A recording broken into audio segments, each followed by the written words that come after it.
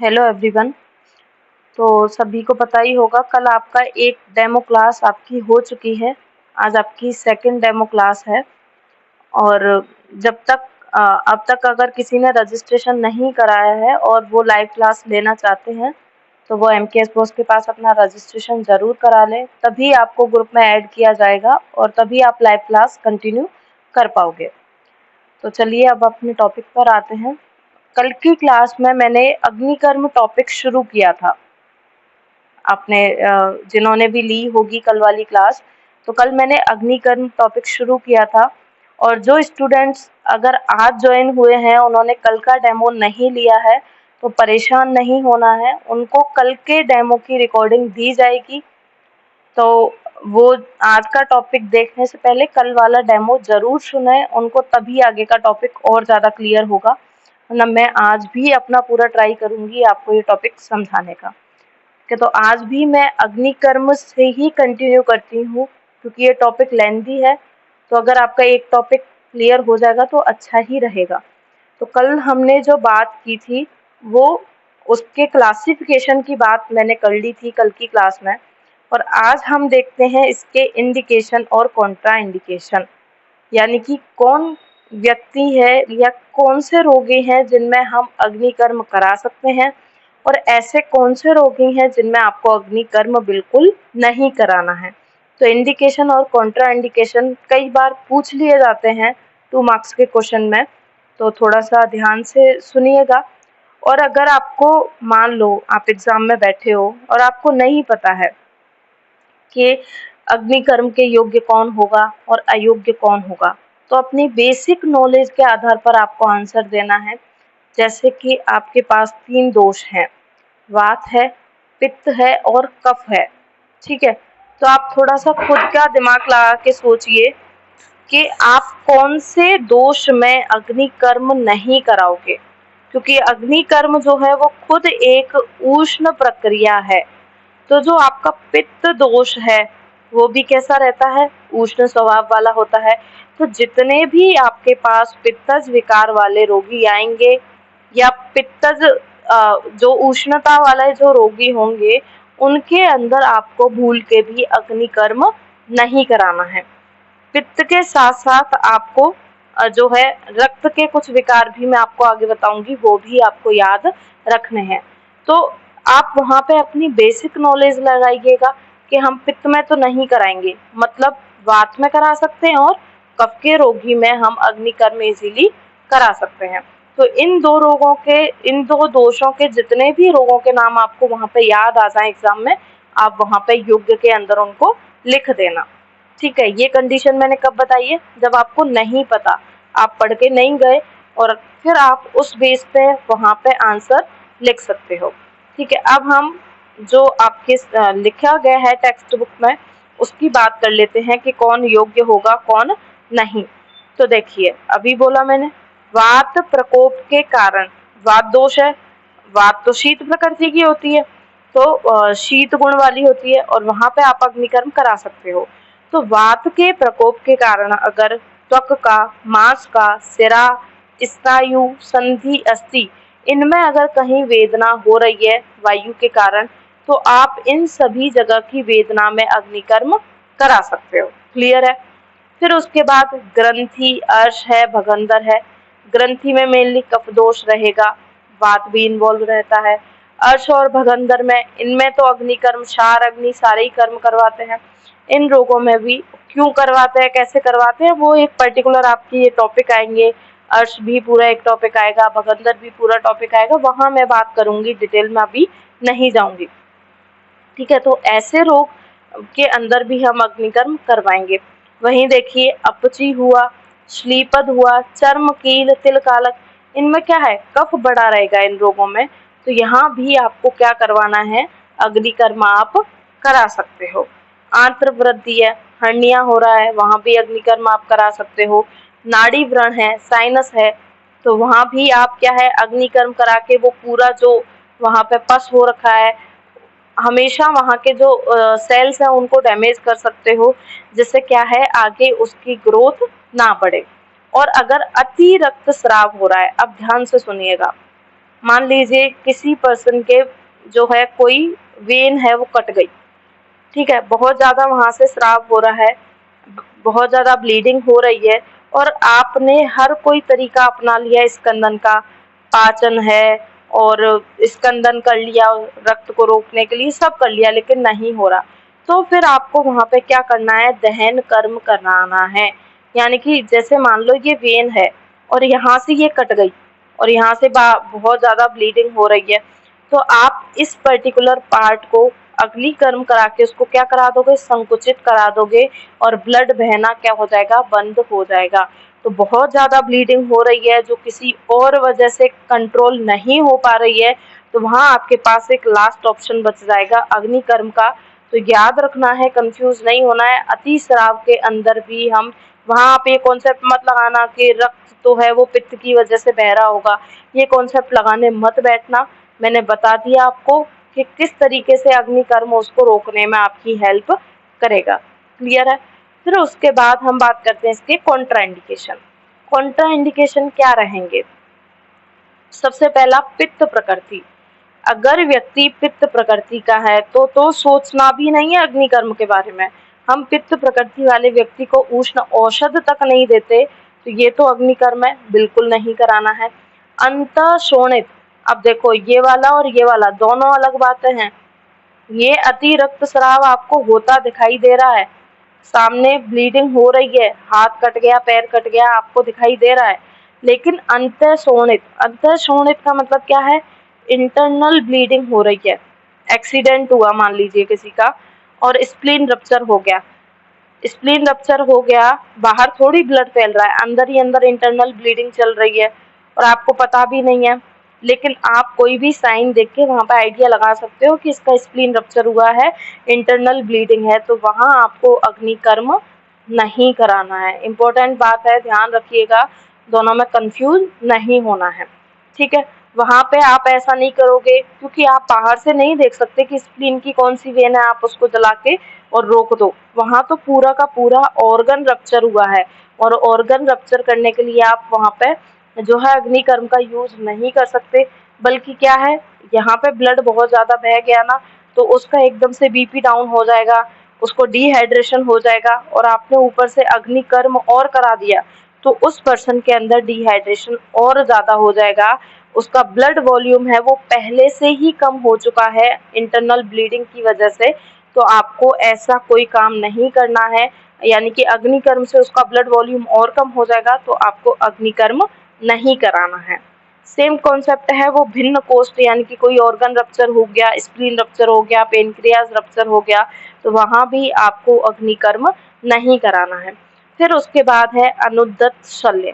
कोई foreign body है, body में जाके अटक गई है, स्टक हो गई है, जैसे कोई तृण कास्ट कुछ भी हो सकता है, और आपको पता चल रहा है, तो वहाँ पे अग्नि कर्म नहीं कराना है। क्यों? क्योंकि हो सकता है आपने अग्नि कर्म कराया तो उसके बाद वो शल्य कभी बाहर ही ना निकल पाए, समझ रहे हो, वो कॉन्ट्रैक्ट हो जाए, वहीं की वहीं संकुचित हो जाए, फिर आप उसको ऑपरेट करके ही बाहर निकाल पाओगे, तो उस कंडीशन में भी आपको अग्नि कर्म नहीं कराना है। जो व्यक्ति दुर्बल है, ताकत ही नहीं है, ब्लड ही नहीं है, ठीक है, डिहाइड्रेशन बहुत जल्दी हो जाता है, वहाँ अग्नि कर्म की आपको सोचना भी नहीं है। बालकों को तो वैसे भी नहीं जलाना है, क्योंकि एक चीज सोचो आप, कि आप अग्नि कर्म करके किसी रोग को ठीक तो कर रहे हो, ये मान लिया, लेकिन क्या अग्नि कर्म करते टाइम उस पेशेंट को पेन नहीं होगा क्या? होगा, बिल्कुल होगा। और जो दुर्बल व्यक्ति हैं, जो बालक है, जो वृद्ध है, जो खुद डरे हुए हैं, ये व्यक्ति पेन सहन कर सकते हैं क्या? नहीं कर सकते, क्योंकि जो प्रोसीजर आप कर रहे हो अग्नि कर्म, वो भी तो एक पेनफुल प्रोसीजर है। तो इन पर्सन के अंदर, जिनके अंदर बल नहीं है, जो बहुत जो है बाल्यावस्था वाले व्यक्ति हैं, उनके अंदर आपको अग्नि कर्म नहीं कराना है। बहुत सारे किसी के अंदर वुंड हो रखे हैं, अनेक व्रण से पीड़ित है, उसके अंदर भी नहीं कराना है आपको अग्नि कर्म, क्योंकि ऑलरेडी उसके ब्लीडिंग हो चुकी होगी, तो वहाँ भी आपको अग्नि कर्म नहीं कराना है। अस्वेदा, जो व्यक्ति स्वेदन के अयोग्य हैं, जो आपके टेक्स्ट बुक में, संहिताओं में स्वेदन के अयोग्य जो व्यक्ति बताए गए हैं, वो अग्नि कर्म के भी अयोग्य होंगे। आज के बाद इस बात को हमेशा याद रखिएगा, ठीक है। तो जो स्वेदन के अयोग्य हैं वो अग्नि कर्म के भी क्या होंगे, अयोग्य होंगे। उसके अलावा देखो और भी व्यक्ति हैं, कौन कौन अयोग्य हो सकते हैं। बालक, वही सेम चीजें लिखी हुई हैं, बालक है, दुर्बल है, वृद्ध है, गर्भवती स्त्री है। अब पहले से ही वो गर्भवती, उसको अग्निकर्म कराने बैठोगे क्या, तो वहां भी नहीं कराना है। रक्त पित्त रोगी, देखिए पित्त आ गया ना, नहीं कराना है। विषाद में, कोई व्यक्ति विषाद है, यहाँ पे भी पित्त का इन्वॉल्वमेंट रहता है, तो वहां भी आपको अग्निकर्म नहीं कराना है। तृष्णा, ज्वर, सारे देख लीजिए, आप खुद ही देख लीजिए, आपके सामने है सारे विकार सब।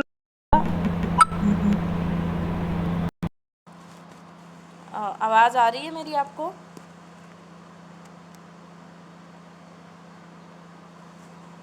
सभी को आवाज आ रही है मेरी? मैसेज करके बताइएगा प्लीज, चैट में बताइए।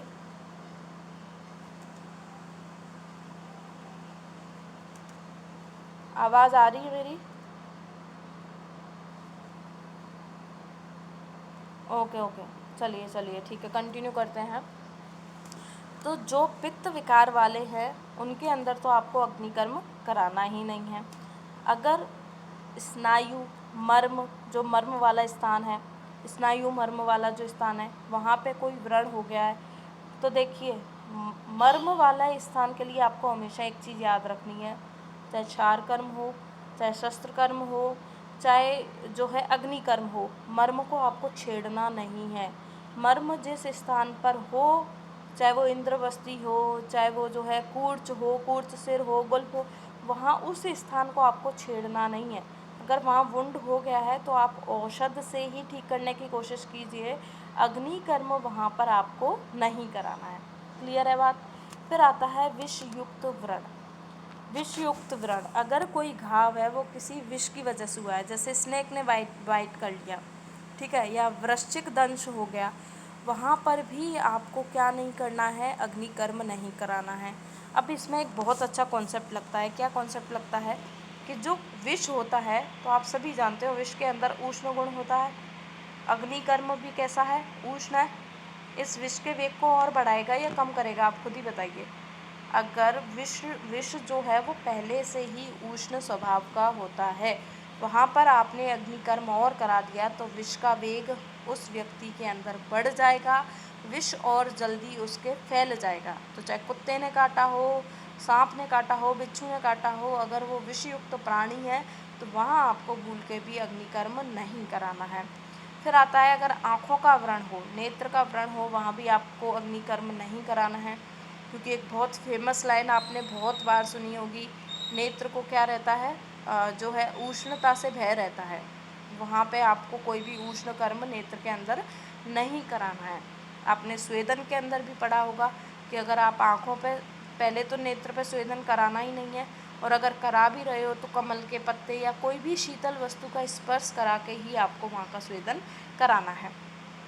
कोई भी व्रण शल्य है, किसी शल्य की वजह से व्रण है, बॉडी के अंदर स्टक हो गया है ये वाला, तो भी आपको नहीं कराना है।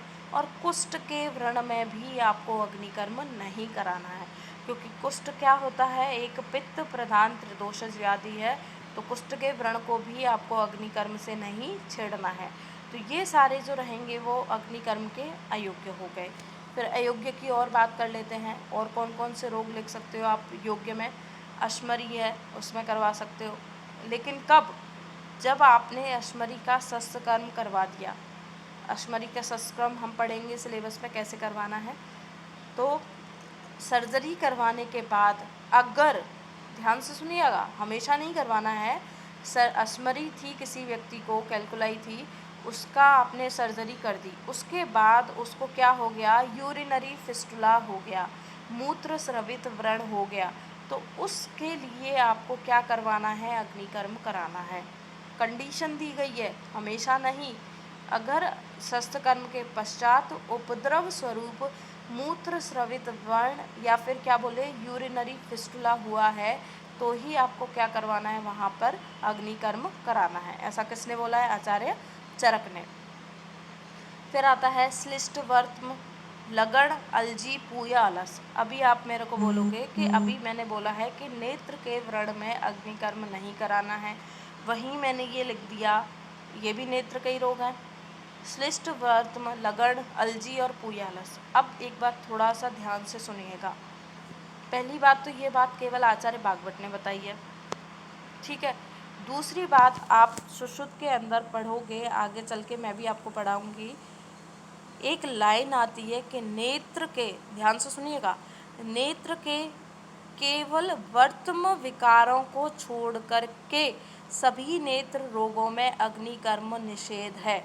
यानी कि जो वर्त्म, ये जो आईलिड वाला जो पार्ट है, उसके अंदर अगर कोई रोग हो रहा है तो उन रोगों में आप अग्निकर्म करा सकते हो। बाकी अगर जो है अंदर वाले में, जैसे और जो श्वेत मंडल है, कृष्ण मंडल है, उनमें अगर कोई रोग हुआ है तो आप अग्निकर्म नहीं कराओगे। इम्पोर्टेंट बात है, ध्यान रखनी है।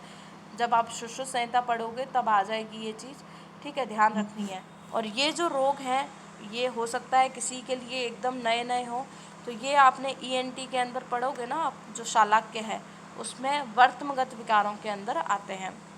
ज़्यादा नए नहीं है, आप पढ़ लोगे, आपकी सब्जेक्ट है ही खुद की, ठीक है। तो भागवत ने बोला है कि जो नेत्र के वर्त्म विकार हैं, केवल उनके अंदर आपको अग्निकर्म कराना है। बाकी का नेत्र का कोई भी विकार हो, श्वेत मंडल का हो, कृष्ण का हो, कहीं का भी हो, रेटिना का हो, कहीं का भी आपको अग्निकर्म नहीं कराना है। फिर है, अभी मैंने क्या बोला, विष में आपको अग्निकर्म नहीं कराना है। लेकिन आचार्य भागवत ने ही बोली है केवल ये बात कि अलर्क विष और लूता विष में करा सकते हैं, लेकिन ये आपको लिखना नहीं है, ठीक है। ये चीज़ आपको लिखनी नहीं है, केवल पूछा जाए तो ही लिखनी है, वरना हमेशा आपको ये बोलना है कि विष में अग्निकर्म नहीं कराना है। वापस रिपीट कर रही हूँ, विष में कभी भी अग्निकर्म नहीं कराना है।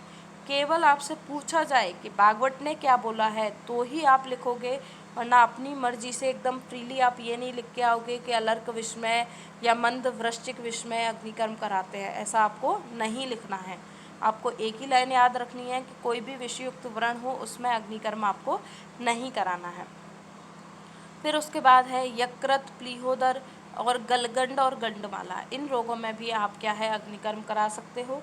तो ये जब रोग आएंगे तो उन रोगों के अंदर आ जाएगा कि कहाँ पे कौन सी जगह आपको अग्निकर्म कराना है। तो ये तो बात रही इसके योग्य और अयोग्य की।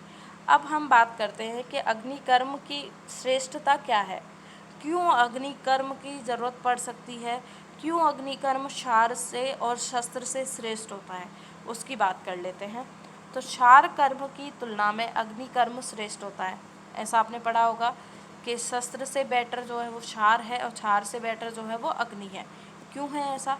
क्योंकि अगर आपने एक बार अग्नि का यूज करके उसको जला दिया ना, तो दग्ध किए हुए रोगों का पुनरुद्भवन नहीं होगा। एक बार आपने अग्निकर्म के द्वारा जो रोग ठीक कर दिया, जैसे कदर ही मान लो, कदर एक रोग है, कॉर्न डिजीज, इसको आपने ठीक कर दिया अग्निकर्म से, तो ये दोबारा आपको नहीं होगा। पहली तो श्रेष्ठता ये है।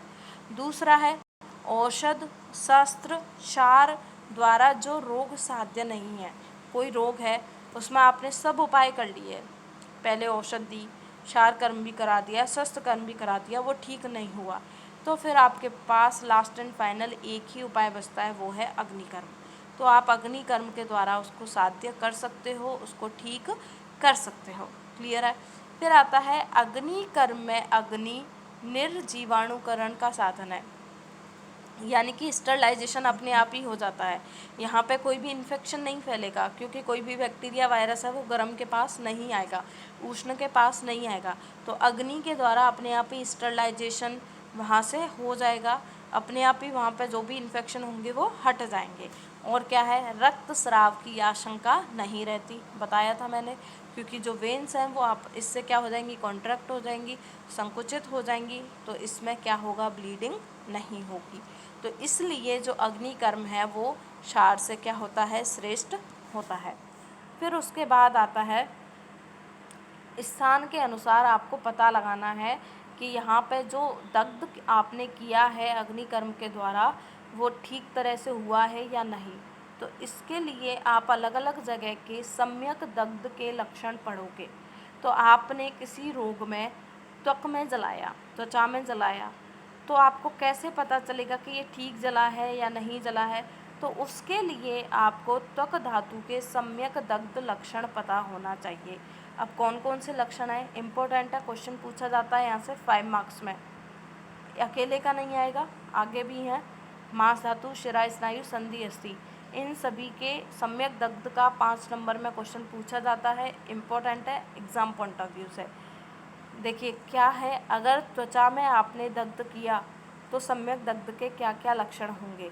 जब भी आप त्वचा को जलाओगे तो क्या होगा, शब्द प्रादुर्भाव होगा, वहाँ से एक साउंड प्रोड्यूस होगी, एक अजीब सी आवाज़ आएगी, तो आप समझ सकते हो कि हाँ ठीक तरीके से जला है। अगर आवाज़ नहीं आई है मतलब सम्यक दग्ध नहीं हुआ है, कुछ गड़बड़ है।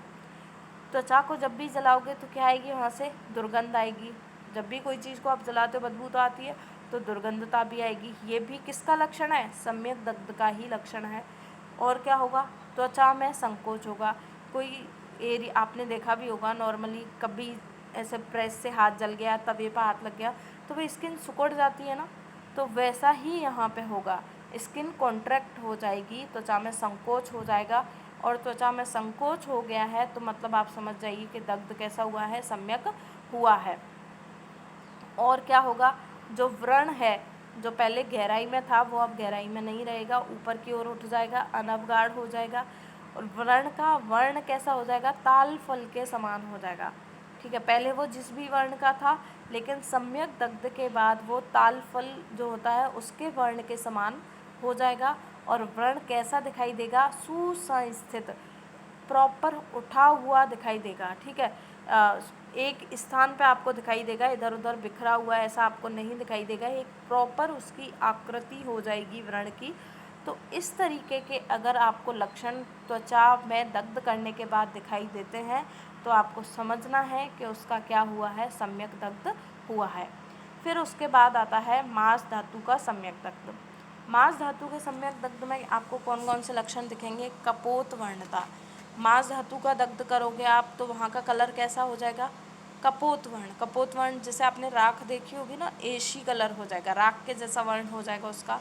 शोथ बहुत ज़्यादा नहीं होगा, बहुत कम मात्रा में वहाँ पर स्वेलिंग आपको दिखाई देगी, माइल्ड स्वेलिंग होगी, एकदम अल्प शवतु दिखाई देगी। वेदना भी बहुत कम होगी, ना के बराबर। ऐसा नहीं कि आपने जलाया और वो दर्द से रोने लग जाए, ऐसा नहीं होगा, अल्प वेदना होगी। और शुष्क संकुचित व्रण वहाँ पे आपको देखने को मिलेगा, व्रण ही संकुचित हो जाएगा। यहाँ पे तो क्या हो रहा था, त्वचा में संकोच था, और यहाँ पे व्रण संकुचित हो जाएगा। क्लियर है, ध्यान रखिएगा कि कपोत वर्ण किस में आ रहा है और ताल फल वर्ण किसके अंदर आ रहा है। फिर है शिरा स्नायु का सम्यक दग्ध। शिरा स्नायु का जो सम्यक दग्ध होगा तो वहाँ का वर्ण कैसा हो जाएगा, कृष्ण, वो एकदम काली दिखाई देगी, ब्लड, क्योंकि देखिए शिरा में क्या बहता है, ब्लड बहता है। ब्लड को जब भी आप जलाओगे कैसा हो जाएगा, काला हो जाएगा। तो कृष्ण वर्णता आपको वहाँ दिखाई देगी। उन्नत व्रणता, व्रण कैसा दिखाई देगा, एलिवेटेड, उठा हुआ। जो शिरा स्नायु के व्रण पहले अगर धसे हुए होंगे तो वो सम्यक दग्ध के बाद कैसे हो जाएंगे, एलिवेटेड हो जाएंगे। और वहाँ से जो भी रक्त का स्राव हो रहा है या कोई भी स्राव वहाँ से हो रहा है उसका क्या हो जाएगा, अवरोध हो जाएगा, वो स्राव अब वहाँ से नहीं होगा। तो शिरा स्नायु के सम्यक दग्ध में आपको ये लक्षण देखने को मिलेंगे। फिर आता है संधि अस्थि के सम्यक दग्ध। संधि अस्थि के सम्यक दग्ध में क्या होगा, जब भी आप जलाओगे तो वो स्थान कैसा दिखाई देगा आपको, रुक्ष, अरुण, अरुण किसका वर्ण है, बात का, अरुण कलर का हो जाएगा। कर्कश, एकदम खुरदरा सा और स्थिर, एक ही जगह टिका हुआ है, ऐसे नहीं कि हिल डुल रहा है, ऐसी संधि और अस्थि नहीं होंगी, एक जगह स्थिर हो जाएंगी। तो अगर ऐसे लक्षण आपको दिखाई दे रहे हैं तो वो संधि अस्थि का क्या होगा, सम्यक दग्ध होगा। तो इस तरीके से ये जो इम्पोर्टेंट है, ये जो दग्ध के लक्षण है ये इम्पोर्टेंट है, आपको याद रखने हैं। ठीक है, फिर उसके बाद है इसकी विधि। चलो टॉपिक कंप्लीट ही कर लेते हैं, इसकी विधि।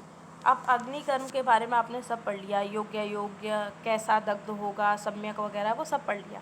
अब देखते हैं इसकी विधि कि प्रोसेस कैसा है, कैसे कराओगे।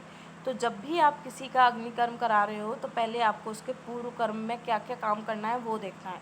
तो अग्निकर्म चिकित्सा के लिए सर्व यंत्र, जितने भी आपको इंस्ट्रूमेंट, जितने भी शस्त्र यंत्र काम में आने वाले हैं वो सभी आपके पास होने चाहिए। आत्यायिक औषध, अगर आपके सामने अग्निकर्म करते समय कोई इमरजेंसी कंडीशन आ जाए तो उसके लिए आपके पास पहले से ही औषधि अवेलेबल होनी चाहिए। ऐसा नहीं कि ब्लीडिंग बहुत ज़्यादा हो रही है, आप नहीं रोक पा रहे तो रुक तू 2 मिनट में लेके आता हूँ मेडिकल से, ऐसा नहीं। पहले से ही आपके पास सारी की सारी औषध अवेलेबल होनी चाहिए। तो इन सब के साथ साथ एक आपके पास ऑपरेटिव थिएटर भी वहाँ पे होना चाहिए, एक ओटी होनी चाहिए जहाँ पे आप ये अग्निकर्म कर सको, यानी कि प्रॉपर एक जो है स्ट्रेचर होना चाहिए, सब कुछ आपके पास सामग्री पूरी अवेलेबल होनी चाहिए।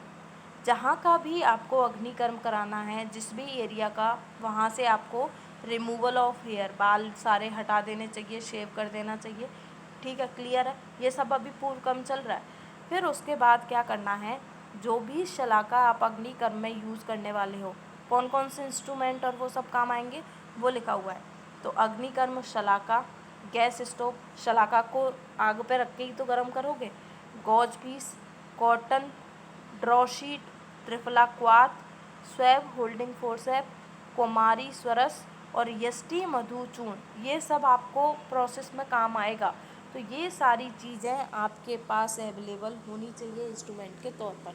तो ध्यान रखना है आपके पास क्या क्या चीज़ें अवेलेबल होनी चाहिए, जिसमें आपको ये कुमारी स्वरस यष्टि मधु चूर्ण याद रखना है। और देखो, खिलाने से पहले, इसकी बात तो कल ही हो गई थी कि अग्नि कर्म कराने से पहले आपको रोगी को क्या देना है, पिच्छल अन्न देना है। सब अभी क्या चल रहा है, पूर्व कर्म चल रहा है। फिर ऐसा नहीं कि आपके पास रोगी आया और आपको लगा कि इसको तो मुझे अग्नि कर्म करना है, और आपने रोगी को बताया भी नहीं, उससे पूछा भी नहीं कि आपका अग्नि कर्म कर दें, ऐसा आपने पूछा ही नहीं और अपनी मर्जी से कर दिया। तो ऐसा नहीं करना है। सर्जरी के अंदर आप कोई भी प्रोसेस करते हो, उसमें पेशेंट का रिटन कंसेंट होना बहुत ज़रूरी है। तो रोगी का आपको रिटन कंसेंट लेना है। फिर क्या करना है, आपको शलाका को गैस स्टोव पर रख के गर्म करना है, और जब तक रेड हॉट एकदम गर्म होकर एकदम लाल दिखने लग जाए तब तक आपको उसको गर्म करना है। और जो भाग रोगी का व्याधिग्रस्त है उस स्थान को योग स्थिति में लाकर, मतलब वहाँ पे आपको उसको स्टरलाइज करके उस पार्ट को वहाँ पे कॉटन स्वैब से हेयर रिमूव करके कॉटन स्वैब से स्टरलाइज वाला कोई भी जो है लगा करके उसको एकदम योग्य स्थिति में ला करके क्या करना है, आपको अग्निकर्म कराना है। अब यहाँ पे आयुर्वेद में हम क्या यूज़ करते हैं, त्रिफला कसाय का, उसको वॉश करने के लिए वो जो एरिया है वहाँ पर आपको अग्निकर्म से पहले उस एरिया को त्रिफला क्वाथ से या सेवलोन की सहायता से क्या करना है, वॉश करना है, प्रक्षालन उस जगह का करना है। और स्पिरिट का यूज़ नहीं करना, इम्पोर्टेंट बात है, स्पिरिट का यूज़ नहीं करना है। क्यों नहीं करना है, क्योंकि स्पिरिट आग पकड़ती है। ठीक है, तो अगर स्पिरिट आपने लगाई तो जैसे ही आप शलाका लगाओगे ना गरम, व्यक्ति जल जाएगा। ठीक है, अति दग्ध हो जाएगा, वहाँ पे उसके वुंड बन जाएगा, बर्निंग हो जाएगी। तो स्पिरिट का यूज़ नहीं करना है। उस एरिया को वॉश करने के लिए त्रिफला कसाई या सेवलोन का ही आपको क्या करना है, यूज़ करना है। क्लियर है, अभी पूर्व कर्म ही था इतना ध्यान है। पूर्व कर्म में आपने इंस्ट्रूमेंट जोड़ लिए अपने पास, ओटी है आपके पास, बाल हटा दिए, उसका प्रक्षालन कर दिया ये, और उसको खाना खिला दिया, इतना काम उस आपने कर लिया। अब करोगे आप प्रधान कर्म। ठीक है, मेन प्रोसेस अब होगा। तो रुग्ण के व्याधिग्रस्त स्थान को व्यवस्थित करके उसको देख लेंगे कि हमें इस जगह उसको जलाना है, और व्याधि के अनुसार दहन विशेष का निश्चय करेंगे, यानी कि आपको वलय फॉर्म में जलाना है या बिंदु जलाना है, प्रतिसारण करना है, विलेखा, आपको डिसाइड कर लेना है रोग को देख के। तो व्याधि के अनुसार आप दहन विशेष का क्या करोगे, निश्चय करोगे, और शलाका के द्वारा 5 से 30 सम्यक दग्ध व्रण करेंगे। अब ऐसा नहीं है कि उस स्थान को आपने केवल एक बार ही जलाया और ठीक हो गया, ऐसा नहीं, बार बार आपको शलाका को गर्म करना है, और बार बार ऐसे शलाका को आपने लगाया फिर उठाया, लगाया फिर उठाया, लगाया फिर उठाया, इस तरीके से आपको 5 से 30 बार वहाँ पर सम्यक दग्ध व्रण बनाना है। और सम्यक दग्ध व्रण की पहचान कैसे करोगे, अभी हमने लक्षण पढ़े हैं, त्वचा का, मांस का, वो सब का, क्लियर है। 2 सम्यक दग्ध व्रण में अंतर आवश्यक है। जैसे आपने एक बार यहाँ जला दिया मान लीजिए, तो दूसरी बार यहाँ पे जलाओ आप, थोड़ा सा गैप आपको हर व्रण के अंदर, क्योंकि आप व्रण बना रहे हो शलाका से, समझ में आ रही है, कंफ्यूज मत होना, व्रण आप बना रहे हो शलाका से, तो इन व्रण के बीच में अंतर होना चाहिए। ऐसा नहीं कि आपने यहाँ पे व्रण बनाया और दूसरा व्रण भी यहीं सटा के बना दिया, ऐसा नहीं करना है। दोनों के बीच में अंतर होना चाहिए। अग्नि कर्म के दौरान शलाका पर बहुत ज़्यादा दबाव नहीं डलाना है कि आपने पूरी ताकत शलाका पे ही लगा दी कि ले आज तो मैं तुझे ठीक करके ही छोड़ूंगा। ऐसा काम नहीं करना है, क्योंकि आप ज़्यादा प्रेशर बनाओगे तो बहुत इंटरनल बर्निंग उसको हो सकती है। तो ज़्यादा दबाव नहीं बनाना है, अन्यथा क्या हो जाएगा, अति दग्ध हो जाएगा। तो ये जो काम रहा वो मेन जलाने वाला किस में आ गया, प्रधान कर्म में। अब आपने उसका अग्निकर्म करा दिया, अब आपको पश्चात कर्म करना है। तो जैसे ही आपको पता चल जाए कि सम्यक दग्ध व्रण हुआ है, उसके बाद आप कुमारी सुरस लेके आओगे, एलोवेरा का सुरस बनाओगे। क्योंकि कुमारी कैसी होती है, शीत होती है, एकदम ठंडी होती है, तो उस स्थान को ज़्यादा जलने नहीं देगी। तो कुमारी सुरस, या फिर वो आपके पास नहीं है तो पैराफिन लेके आइए। उसका उस व्रण स्थान पर क्या करोगे, लेप करोगे। इससे क्या होगा, वहाँ पे जो भी जलने की वजह से जो वेदना होने वाली है वो नहीं होगी, वेदना का क्या हो जाएगा, शमन हो जाएगा। उसके बाद आपको क्या करना है, यष्टि मधु का, मुलैठी के चूर्ण का क्या करना है, अवचूर्णन करना है। ये क्या काम करता है, यष्टि मधु का चूर्ण, जो भी आपने व्रण बनाया ना उसका क्या करेगा, संधान करेगा। उसका संधान जल्दी होगा, वो वुंड की हीलिंग जल्दी होगी। ठीक है, तो ध्यान रखना है। पश्चात कर्म में एक तो आप कुमारी शरस से उसका क्या करवा रहे हो, लेप कर रहे हो, और यष्टि मधुचूर्ण का क्या कर रहे हो, आप वहाँ पे अवचूर्णन कर रहे हो। सम्यक दग्ध के पश्चात आप मधु और सर्पी का वहाँ पे क्या करवाओगे, अभ्यंग करोगे। मधु और सर्पी दोनों मिलाओगे, या अलग अलग भी आप उनका वहाँ पे क्या कर सकते हो, अभ्यंग कर सकते हो।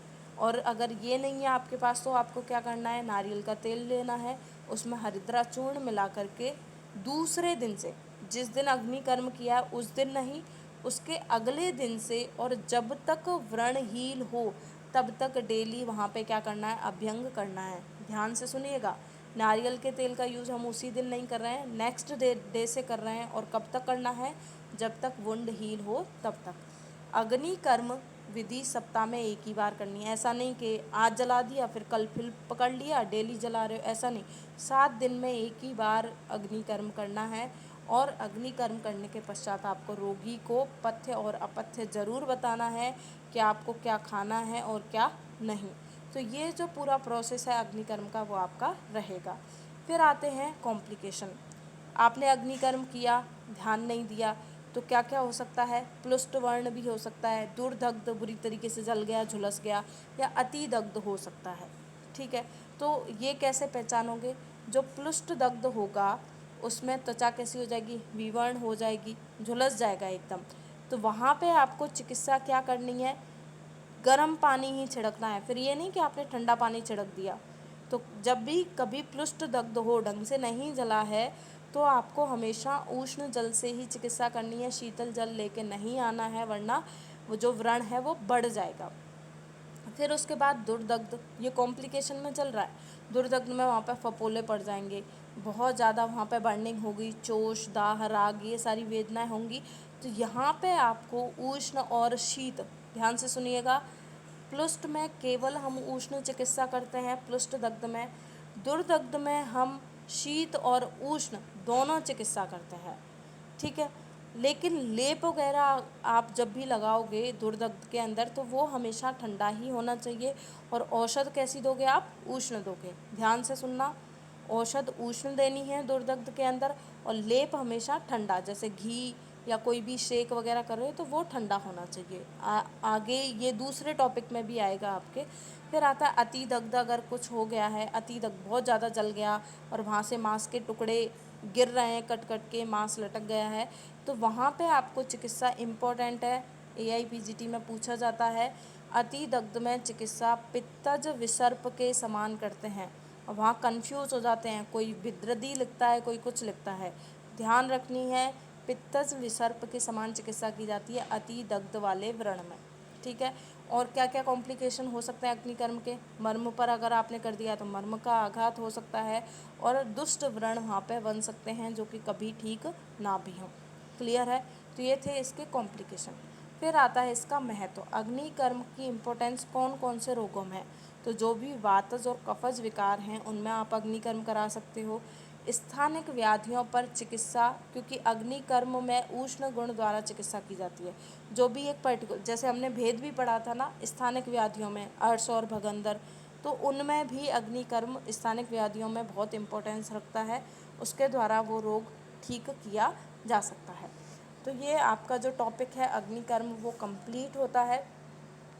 जिस किसी को भी लाइव क्लास कंटिन्यू करनी है वो आपको बता दिया जाएगा कब से शुरू होगी, 25 या 25 के बाद ही शुरू होगी। तो जिसको भी कंटिन्यू करनी है वो अपना रजिस्ट्रेशन ज़रूर करवा लीजिएगा MKS बॉस से और ग्रुप में ऐड हो जाइएगा। तो आपकी डेमो दोनों कंप्लीट हो चुकी हैं। बाकी हम आपके टॉपिक 1 से स्टार्ट करेंगे आपकी लाइव क्लास में, ठीक है।